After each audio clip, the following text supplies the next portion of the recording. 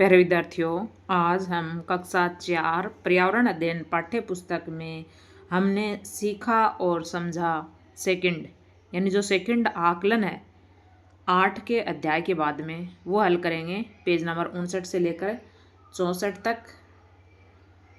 तो चलिए बने रहिएगा हमारे साथ।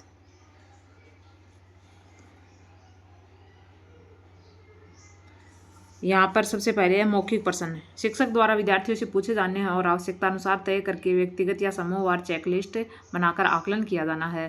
पहला है वार्तालाप आधारित प्रश्न है। यहाँ पर अपने आसपास की स्वच्छता बनाए रखने के लिए 3 उपाय बताइए। तो अपने आसपास की स्वच्छता बनाए रखने के लिए सबसे पहले तो क्या करेंगे, कूड़ेदान का प्रयोग करना चाहिए। कूड़े को हमेशा कूड़ेदान में ही डालें।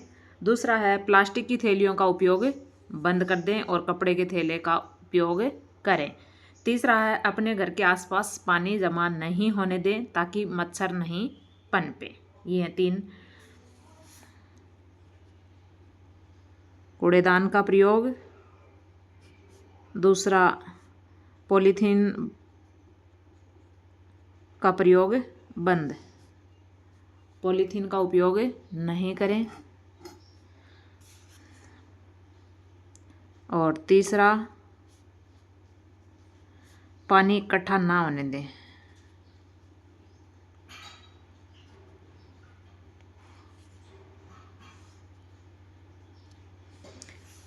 दूसरा प्रश्न है राजस्थान में तेज बारिश के बाद सफाई की क्या समस्याएं उत्पन्न होती हैं। तो तेज बारिश के बाद में क्या होता है, सड़कों पर कीचड़ और मलबा जमा हो जाता है। सड़कों पर कीचड़,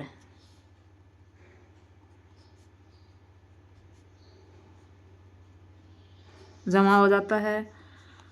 और क्या समस्या आती है तेज बारिश के बाद में, नालियाँ बंद हो जाती हैं जिसके कारण गंदा पानी सड़कों पर फैलता है। तो नालियाँ बंद होने से गंदा पानी सड़कों पर आ जाता है। और क्या होता है, रेतीले जो इलाके होते हैं उनमें मिट्टी का कटाव हो जाता है जिससे कारण रास्ते खराब हो जाते हैं। मिट्टी के कटाव से रास्ते खराब।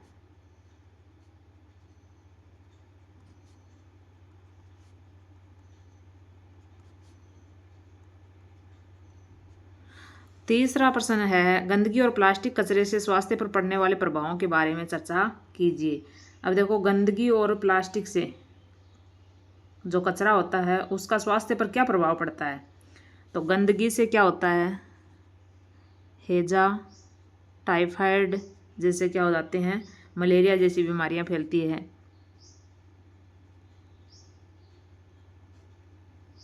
डेंगू, ये सब बीमारियां फैलती हैं। और क्या होता है, प्लास्टिक को जब जलाते हैं तो क्या होती है, जहरीली गैस छोड़ती है।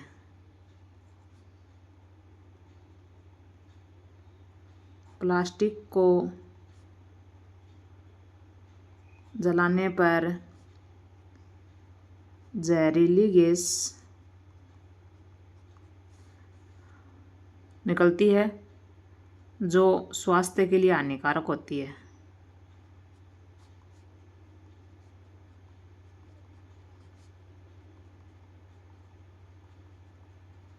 कार्बन मोनोऑक्साइड वगैरह। फिर है आगे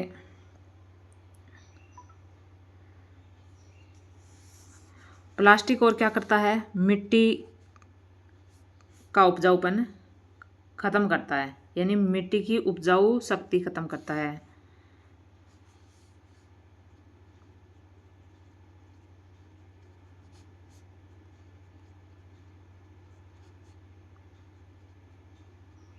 उपजाऊपन खत्म कर देता है।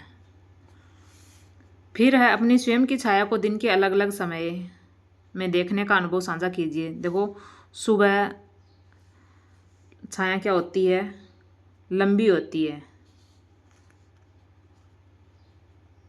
सूर्य क्षितिज के बराबर होता है, यानी धरती के बराबर से दिखाई देता है तो छाया लंबी होती है। दोपहर को सूर्य सूरज सिर के ऊपर होता है तो छाया छोटी होती है। और शाम को फिर सूर्य क्या होता है, ढलते समय फिर से छाया लंबी हो जाती है। अगला, राजस्थान के किसी मेले या उत्सव में छायाओं का रोचक अनुभव बताएं। जैसे दीपावली की रोशनी में छायाएं कैसे दिखती है।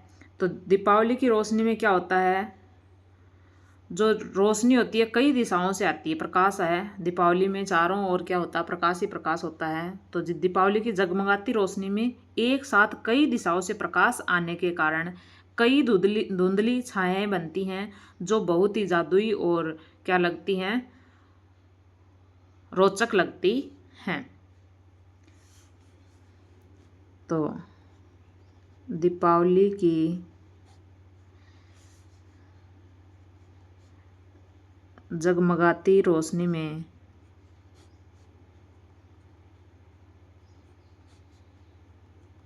एक साथ कई दिशाओं से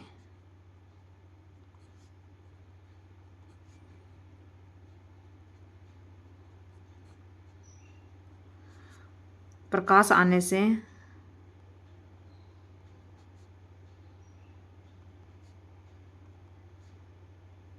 कई धुंधली छायाएं बनती हैं,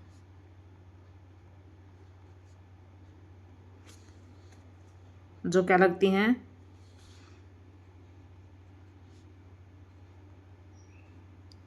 जादुई लगती हैं।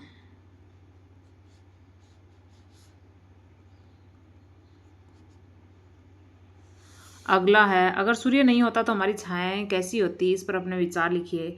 अगर सूर्य नहीं होता यानी प्रकाश का स्रोत ही नहीं होता तो दिन के समय कोई प्राकृतिक छाया नहीं बनती। सिर्फ रात में अपन टॉर्च या बल्ब से ही कोई क्या है, कृत्रिम प्रकाश से ही छाया बन पाती। अगर सूर्य नहीं होता तो दिन में छाया नहीं बनती, केवल रात में किससे बनती, रात में कृत्रिम प्रकाश से। कृत्रिम प्रकाश जैसे टॉर्च है, बल्ब है,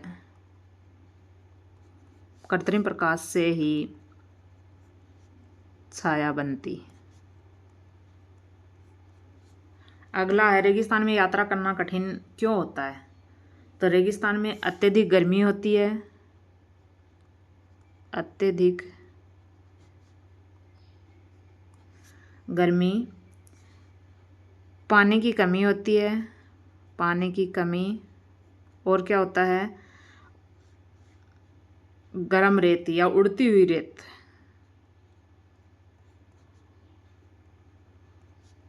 उड़ती हुई रेत के कारण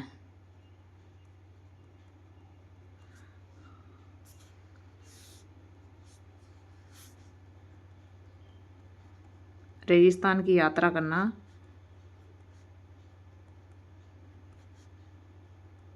कठिन होता है।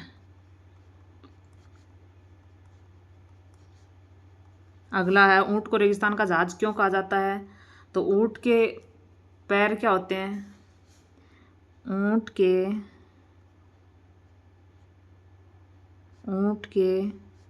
पैर गद्दीदार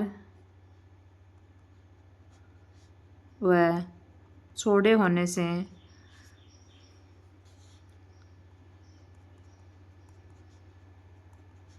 रेत में नहीं धंसते, जिससे क्या होता है, और वह बिना पानी पिए तथा वह बिना पानी के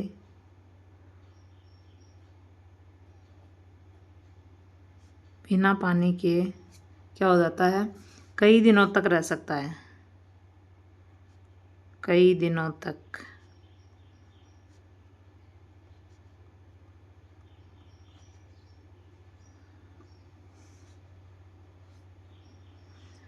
इसलिए उसको रेगिस्तान का जहाज कहा जाता है। अगला है, यदि बंदर, खरगोश और कछुआ अकेले रेगिस्तान में यात्रा करते तो क्या क्या समस्याएं आती। तो यदि बंदर, खरगोश और कछुआ अकेले रेगिस्तान में यात्रा करते तो अत्यधिक गर्मी,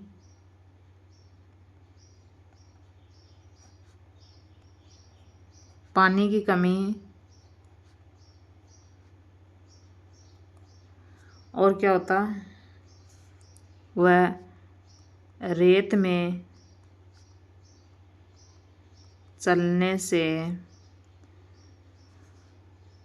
चलने में कठिनाई के कारण यात्रा कठिन होती।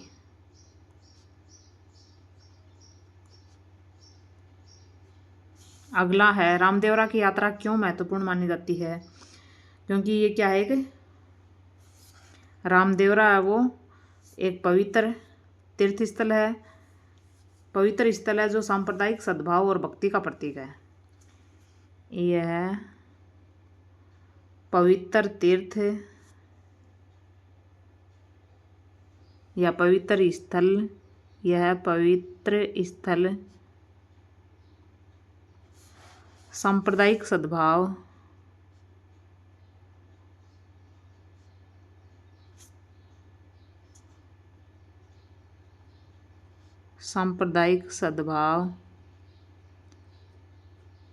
व भक्ति का प्रतीक।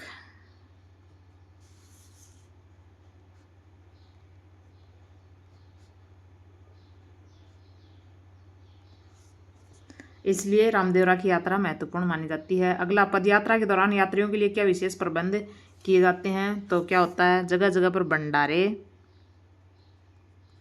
और क्या है, भोजन, पानी, विश्राम स्थल आदि की विशेष व्यवस्था होती है। विश्राम स्थल व चिकित्सा सहायता के शिविर लगाए जाते, चिकित्सा सहायता के शिविर लगाए जाते हैं। अगला है लास्ट का इसमें, पोखरण सेकंड या ऑपरेशन शक्ति क्या है। तो ये क्या है, ये मई 1998 में, मई 11 और 13 मई 11 और वह 13 मई 1998 में भारत द्वारा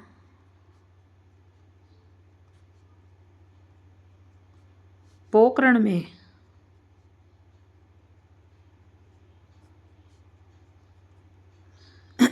किए गए 5 परमाणु परीक्षणों की श्रृंखला है। 5 परमाणु बम परीक्षणों की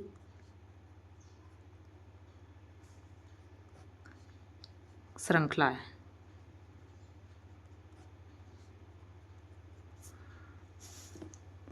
आगे देखते हैं, सही उत्तर का चयन कीजिए। अब देखो, गंदगी में कौन कौन सी बीमारियां फैल सकती हैं। मलेरिया, सर्दी जुकाम, आंखों की रोशनी कम होना, तो मलेरिया। फिर है आगे, रेगिस्तान में सबसे प्राचीन उपयोग किया जाने वाला परिवहन का साधन कौन सा है। तो क्या है, ऊंट रेगिस्तान में सबसे अधिक उपयोग में लिए जाने वाला परिवहन का साधन। अगला, रामदेवरा मेले का आयोजन किस माह में किया जाता है। भाद्रपद में। कचरा फेंकने के लिए सही स्थान क्या है, कूड़ेदान। गीले कचरे का सही उपयोग क्या हो सकता है, खाद बनाने में। छाया कब सबसे छोटी होती है, दोपहर में। सूर्य ग्रहण क्यों होता है, चंद्रमा सूर्य और पृथ्वी के बीच आ जाता है तब सूर्य ग्रहण होता है। अगला, रेगिस्तान में यात्रा करने के लिए सबसे उपयुक्त जानवर कौन सा है, ऊंट। ऊंट अपने शरीर में क्या संचित करके रखता है जिससे वह बिना पानी के रह सकता है, वसा संचित करके रखता है। अगला है, रामदेवरा यात्रा कब आयोजित की जाती है? तो भाद्रपद महीने में। यात्रुओं की सेवा करने का उद्देश्य क्या होता है? पुण्य कार्य करना। अगला है बाजरे और गेहूं के आटे से। बाजरे का आटा गेहूं के आटे से क्या होता है?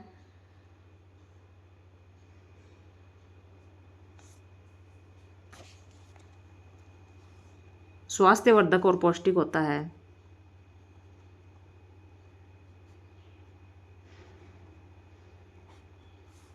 अगला है मनोज का परिवार कजरी से मिलने वाले दूध को बेचकर कुछ पैसे कमाता है। राजस्थान में सबसे अधिक प्रयोग होने वाला पेय पदार्थ क्या है? राबड़ी, छाछ राबड़ी, छाछ राबड़ी। रेगिस्तान में रहने वाले प्रमुख पशु ऊंट और बैल हैं। तेज बारिश में प्लास्टिक के कचरे के कारण नालियां जाम हो जाती हैं। कचरा अलग अलग करने से कचरे का पुनः उपयोग किया जा सकता है। खाने से जानवर बीमार हो जाते हैं, प्लास्टिक खाने से। जब प्रकाश किसी वस्तु से टकराता है तो उसके पीछे छाया बनती है। दिन के समय सबसे छोटी छाया दोपहर के समय होती है। सूर्य ग्रहण के समय सूर्य और पृथ्वी के बीच कौन आ जाता है? चंद्रमा। राजस्थान के रेगिस्तानी क्षेत्रों में और वृक्ष पाए जाते हैं, खेजड़ी और रोहिड़ा पाए जाते हैं।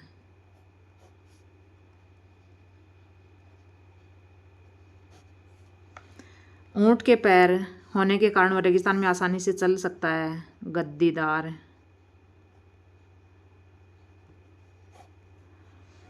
बाबा रामदेव का मंदिर जिले में स्थित है, जैसलमेर में। यात्रुओं की सेवा के लिए लोग लगाते हैं भंडारे।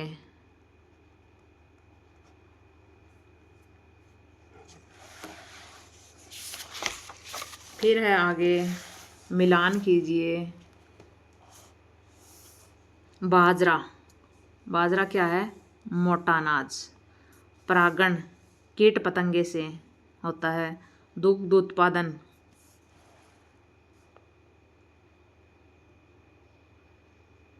पशुपालन से होता है। मिट्टी के घड़े कुम्हार बनाता है। गीला कचरा खाद बनाने के लिए प्रयोग किया जाता है। प्लास्टिक कचरा रिसाइकलिंग डिब्बे में डालें। फिर है दोपहर का समय सबसे छोटी छाया। सूर्य ग्रहण चंद्रमा, पृथ्वी और सूर्य की विशिष्ट स्थिति के कारण ऊंट रेगिस्तान का जहाज। खेजड़ी रेगिस्तान का राज्य का प्रमुख वृक्ष, राजस्थान का प्रमुख वृक्ष। पोखरण परमाणु परीक्षण। यात्रु रामदेवरा यात्रा के यात्री। अब आगे है सही गलत लिखिए। अब देखो बाजरा, ज्वार, मक्का मोटे अनाज हैं, सही है। गाँवों में खेती का कार्य केवल मशीनों से किया जाता है, नहीं। पक्षी बीजों के प्रसार में मदद करते हैं, ये सही है। परागण में कीटों की कोई भूमिका नहीं होती, नहीं, गलत बात है, भूमिका होती है इनकी। जल संरक्षण से कृषि को लाभ होता है, ये भी सही है। प्लास्टिक को पुनः उपयोग किया जा सकता है, ये भी सही है। खुले में कचरा फेंकने से कोई नुकसान नहीं होता, ये गलत बात है। स्वच्छता से बीमारियां कम होती है, ये सही है। रात में कभी भी छाया नहीं बनती, नहीं, टॉर्च या बल्ब के प्रकाश में बनती है। छाया का आकार हमेशा एक समान रहता है, नहीं, समय के अनुसार बदलता जाता है, समय और वस्तु की स्थिति के अनुसार। रेगिस्तान में हमेशा ठंडा मौसम रहता है, नहीं, गर्म रहता है गर्मियों में। रामदेवरा यात्रा केवल जैसलमेर जिले के लोग ही करते हैं, नहीं, कहीं के लोग भी कर सकते हैं। पोखरण में परमाणु परीक्षण हुआ था, ये सही है। अगला है हमारा 2 से 3 पंक्तियों में उत्तर दीजिए। यहाँ पर हमें छोटे छोटे उत्तर देने हैं। अब देखिए यहाँ पर मोटे अनाज क्या होते हैं। तो मोटे अनाज क्या होते हैं? जिनमें फाइबर अधिक,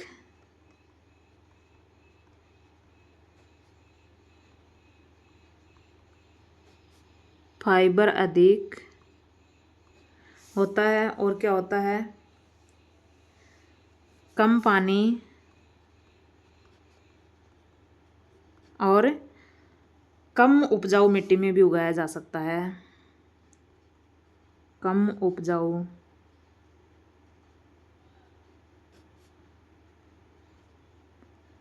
मिट्टी में उगने वाले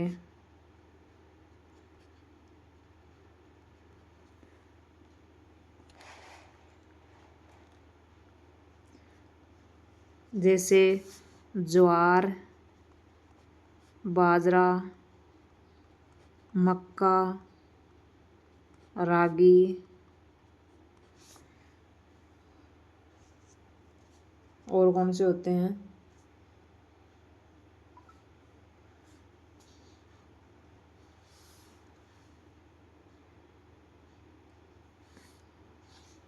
पोषक तत्वों से भरपूर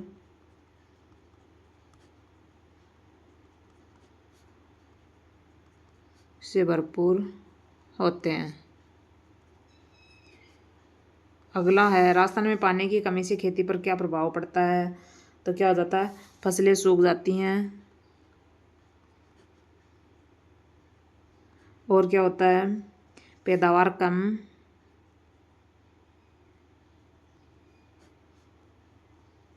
होती है, और क्या होता है, कम पानी वाली फसलें उगानी पड़ती हैं।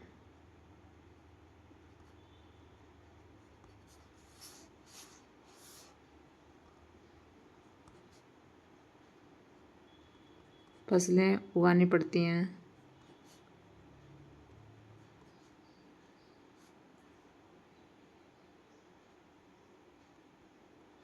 फसलें सूख जाती हैं जिससे पैदावार कम होती है, कम पानी वाली फसलें उगानी पड़ती हैं। अगला, परागण क्या है और कौन कौन से जीव से परागण होता है? तो पुष्प के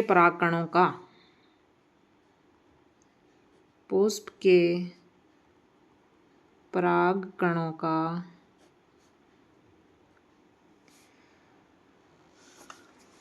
वर्तिकाग्र तक पहुंचना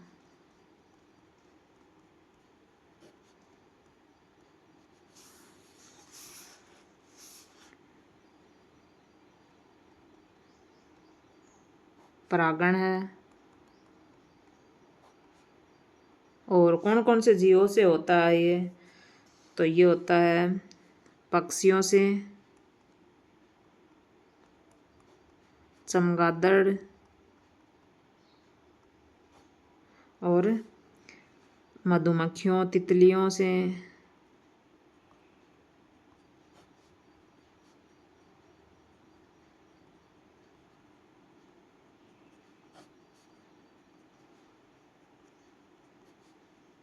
अगला है, गांव में किस प्रकार के व्यवसाय पनपते हैं? तो गांव में खेती पर आधारित व्यवसाय पनपते हैं, जैसे कृषि है, पशुपालन है, और क्या है, हस्तशिल्प है। हस्तशिल्प के अलावा मिट्टी के बर्तन बनाना,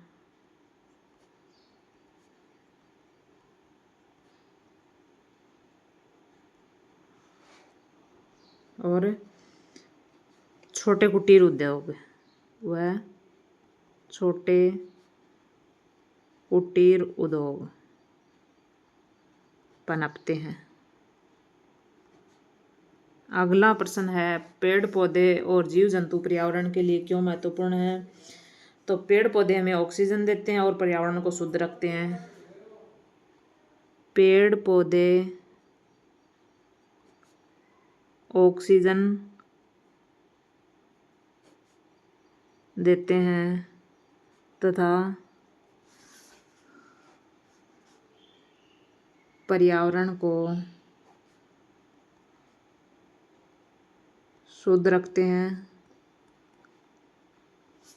और क्या होता है, जीव जंतु कैसे हैं, देखो जीव जंतु क्या करते हैं, खाद्य श्रृंखला को बनाए रखने में मदद करते हैं।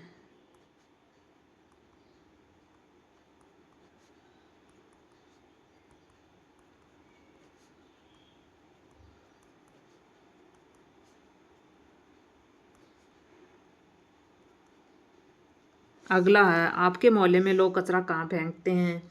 तो कचरा फेंकने के लिए क्या होता है, नगर पालिका की गाड़ी आती है।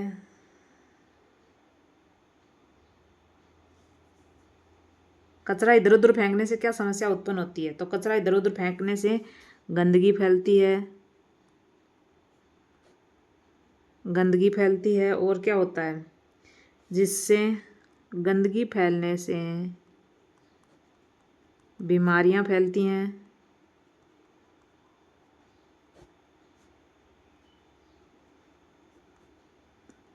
और क्या होता है,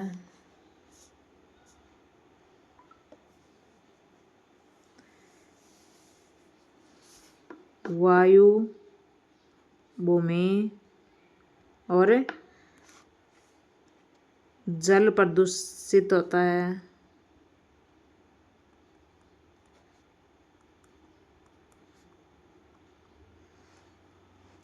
अगला, आपके मोहल्ले में लोग कचरा कहाँ फेंकते हैं।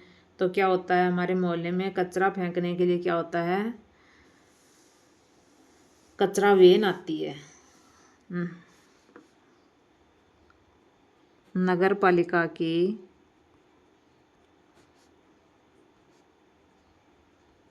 कचरा वैन आती है।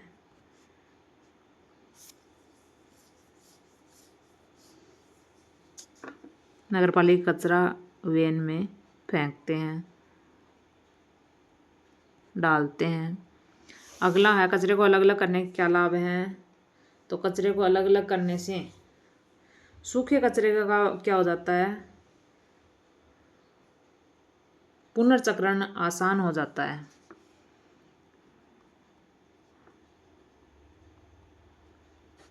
पुनर्चक्रण आसान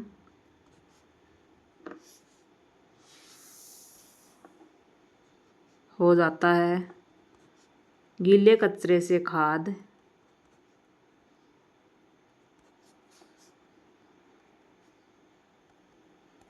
तथा सूखे कचरे से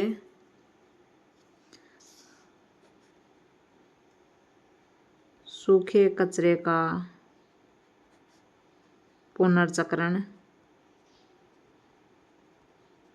किया जाता है, किया जा सकता है। अगला, छाया किस कारण से बनती है।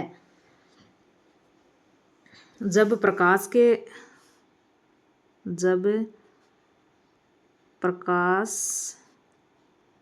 के सामने कोई अपारदर्शी वस्तु आ जाती है, तब छाया बनती है।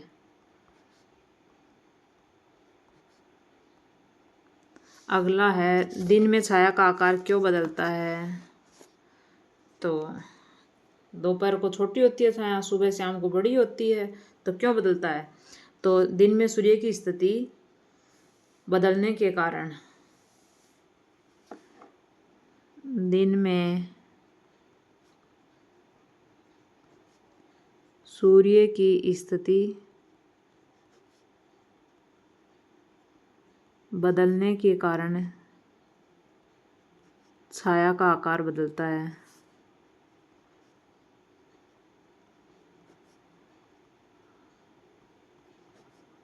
अगला है, प्राथमिक उपचार पेटी में क्या क्या होता है, सूची बनाइए। तो क्या होता है, बैंडेज और रुई, बैंडेज व रुई होती है। क्या होता है, कैंची, चिमटी,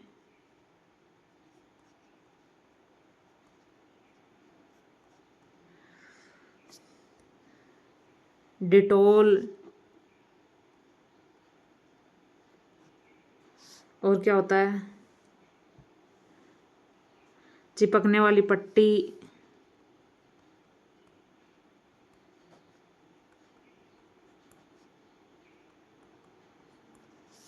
और दर्द निवारक दवा,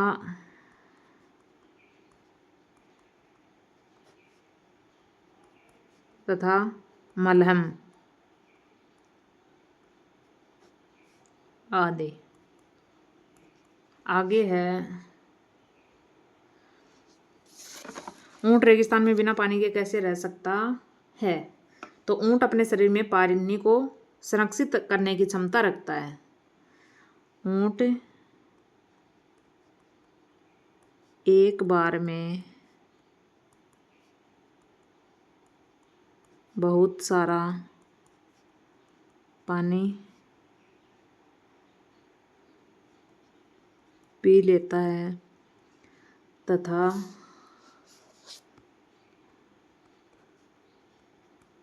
अपने शरीर में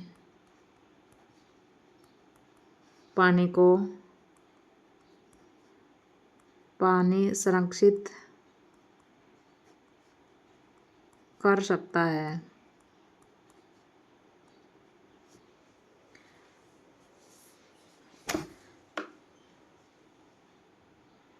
आगे लिखेंगे,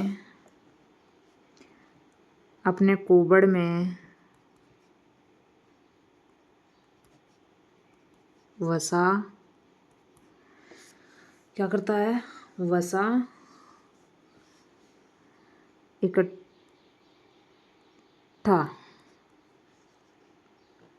रहती है, जिससे क्या होता है? जो लंबे समय तक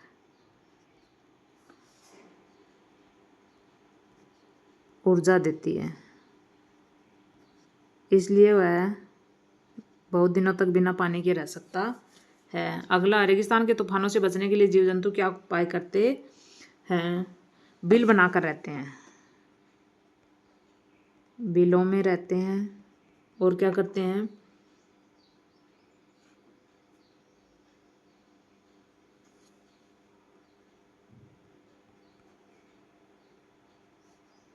तथा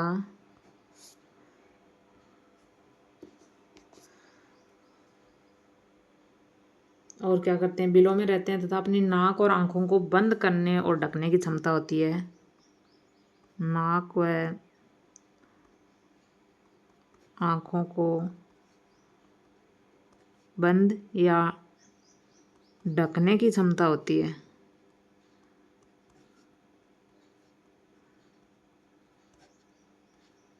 जिसके कारण वो अपना बचाव करते हैं। अगला है, रामदेवरा की यात्रा क्यों की जाती है? तो बाबा रामदेव जी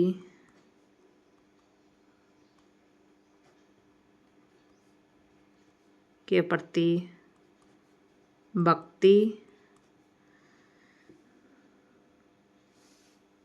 या श्रद्धा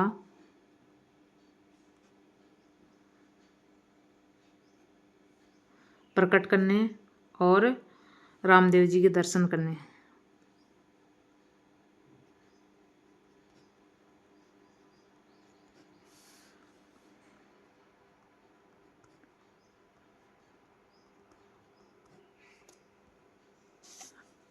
आगे है,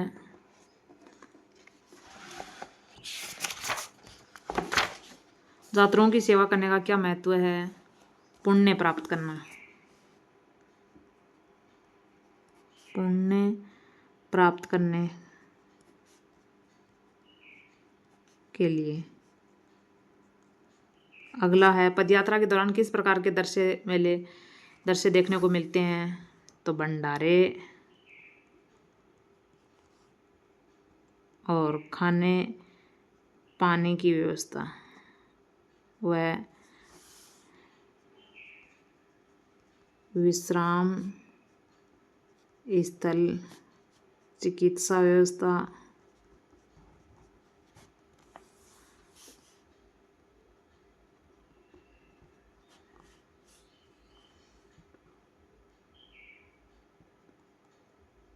आदि। ये था हमारा हमने सीखा और समझा भाग 2। अब देखो आगे थोड़ा सा और है। अपने घर के आसपास के कचरे का सर्वेक्षण कीजिए और एक तालिका बनाइए। सब्जी के छिलके रसोई से आते हैं, खाद के गड्ढे में डालने चाहिए, खाद बनाई जा सकती है। प्लास्टिक बैग कहाँ से आता है? बाजार से, दुकान से। उचित निस्तारण क्या है? इनको रिसाइकलिंग यानी पुनर्चक्रण।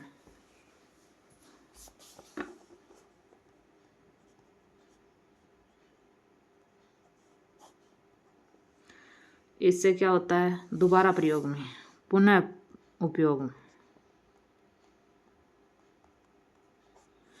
कांच की बोतलें बाजार से, इनका भी पुनर्चक्रण, पुनः उपयोग। कागज ये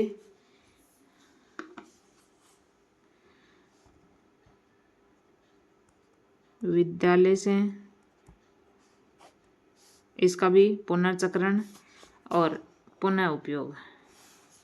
ये था हमारा हमने सीखा और समझा भाग 2। वीडियो में बने रहने के लिए आपका धन्यवाद। वीडियो अच्छी लगी हो तो वीडियो को लाइक कर दीजिएगा, शेयर कर दीजिएगा और चैनल को सब्सक्राइब ज़रूर कीजिएगा दोस्तों।